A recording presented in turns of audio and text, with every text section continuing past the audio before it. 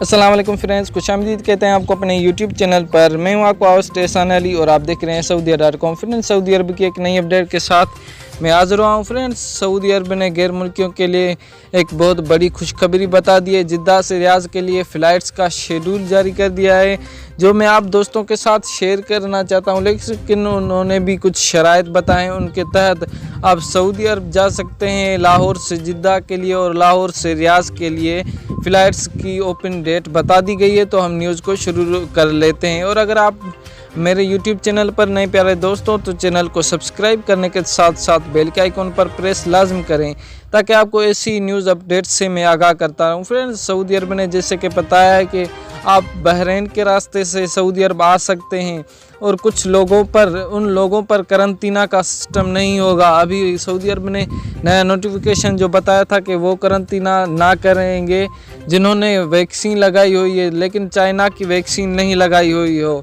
Friends, तो आपने अगर चाइना की वैक्सीन लगाई हुई है तो आपको सब्र करना होगा, क्योंकि पाकिस्तान मुसलसल सऊदी अरब से इस हवाले से बात कर रहा है कि गैर मुल्कियों को इजाज़त दे दी जाए जिन्होंने चाइना की वैक्सीन लगवा ली है।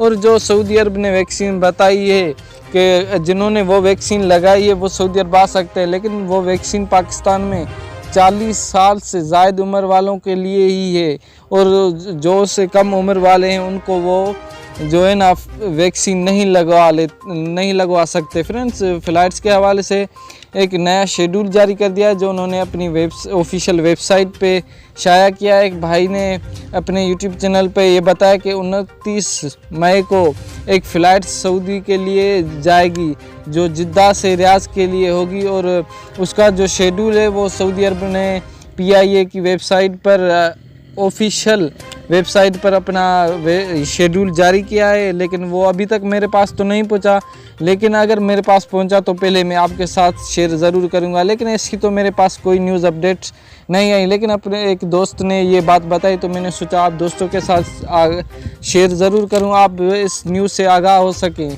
तो फ्रेंड्स, ऐसी न्यूज़ अपडेट के लिए हमारे चैनल को सब्सक्राइब ज़रूर करें। मिलते हैं इंशाल्लाह नेक्स्ट वीडियो में, तब तक के लिए अल्लाह हाफिज़।